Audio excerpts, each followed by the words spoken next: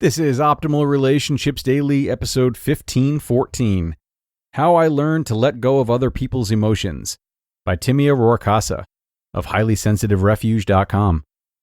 Hello, everybody, and welcome once again to ORD with me, your host and narrator, Greg Audino. I'm here with you every single day, reading articles to you that can help you improve the many relationships in your life, and doing so in about 10 minutes or less.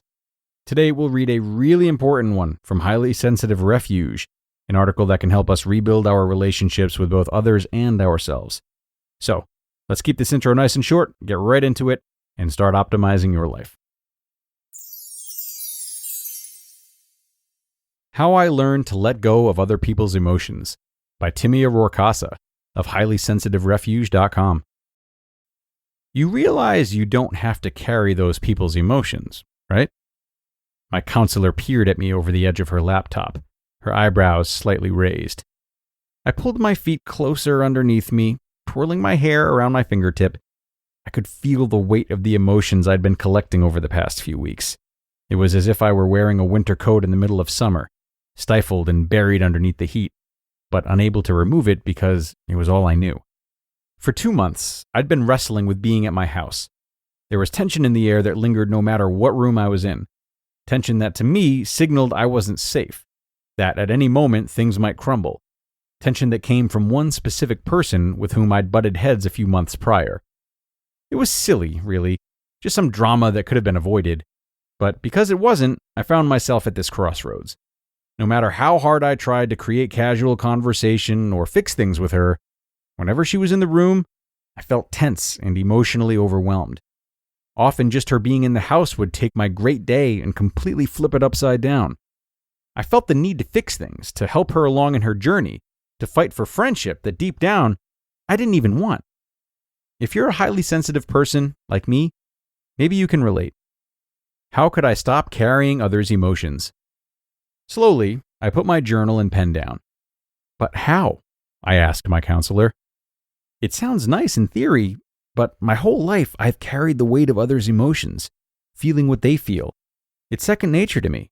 And I don't know how to change that, how to distinguish between what I feel and what other people feel. I knew my reply was a bit hopeless, but it was the truth. My whole life up to this point, I'd felt like a blank canvas, a space for others to paint and create on, yet I had no control as the artist. I accepted the different colors and the way they painted, letting their strokes shape me into something I'm not. I tell people what they want to hear. I hide my emotions and thoughts in order to appease their vision, and to let them use me as a sounding board.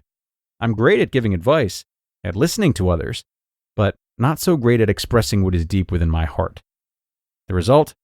I feel like a victim to the emotions they express. What I learned, which is why I started going to counseling. I knew I had to take a step in advocating for myself, and had to start learning how to use my voice that, for so long, I'd kept quiet. I respect how you feel, my counselor answered. But before you start telling me this won't work, let's just lay out a map of ways that you can start to take control over these things. I want you to understand that just because people feel something doesn't mean that you have to feel it. You have the power to choose something differently. I sighed deeply, picking my pen and paper back up. I knew that the next thing she said would be important, and I would want to record them for later. Here's my counselor's advice. I hope it helps you too. When you go into a room and you immediately feel your mood shift, I want you to start by taking a moment to pause and ask yourself why you're feeling what you're feeling. Then I want you to ask yourself if you felt that way before or after being around this person or people that are there. In that moment, I want you to tell yourself that those are not your emotions. Just because you sense the tension or the emotions present doesn't mean you have to feel them. You have the ability to tell yourself that you will not receive them or wear them as part of your identity, that what that person is dealing with isn't your responsibility. If needed, take a moment to go to your room or a bathroom or anywhere you have space to breathe for a second. Use that time to recompose yourself and allow yourself to recognize which emotions are yours and which ones aren't. Remember, you are not responsible for fixing the brokenness in other people. Even if you sense their deep internal struggle or emotional conflict, that's on them, not on you. You can recognize it and you can offer advice or help if need be, but it isn't your job to sort through their emotions. When you know you're going to be around someone who is emotionally draining, make sure you take some time beforehand to mentally prepare yourself so you know what you're feeling prior to that. Most importantly, I need you to remember that you are empowered to choose what you feel, and you're able to communicate that clearly. Set the necessary boundaries that you need in order to thrive. My counselor reminded me, your job is not to carry their emotions for them, rather to make sure you are protecting yourself and creating space to handle your own emotions. HSP, you're not alone.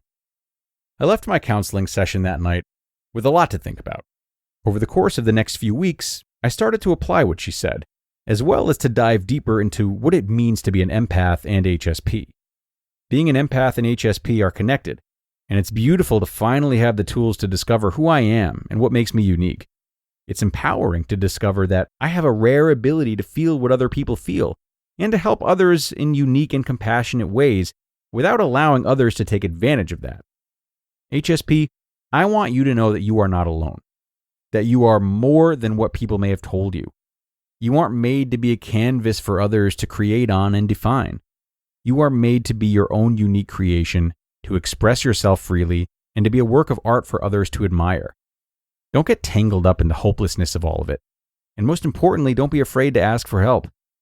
For me, going to counseling has been the best thing I've ever done because it's provided somebody in my life who can help me in the journey of advocating for myself. I want that for you too. You just listened to the post titled, How I Learned to Let Go of Other People's Emotions by Timia Roehrkasse of HighlySensitiveRefuge.com. Okay, and thank you to Timia for this one. And it's worth noting that her counselor's suggestions about how to proceed when walking into a room and feeling your mood shift is definitely a practice worth repeating. Because when you're doing that and stepping into the bathroom or wherever it may be to recharge, you definitely have an opportunity to take stock like you maybe haven't before. Stock of who you're experiencing discomfort around and what that discomfort is specifically. And this is helpful because if we've been in the habit of holding people's emotions for a long time, it becomes very easy to lose track of what triggers us, where our feelings end and another person's begins. So if we can repeat a process like this and establish a pattern, we can have a lot more self-awareness and a lot more confidence when it comes to maybe addressing a certain person if need be. This really provides us with a chance to step back into our power and heal our relationships. So, a great article for sure. We have reached the end though, everybody. So I do hope you enjoyed today, and I thank you for coming and listening until the end. Keep this article in mind as you tackle a new week, and I'll see you back here tomorrow for another post. That's where your optimal life awaits.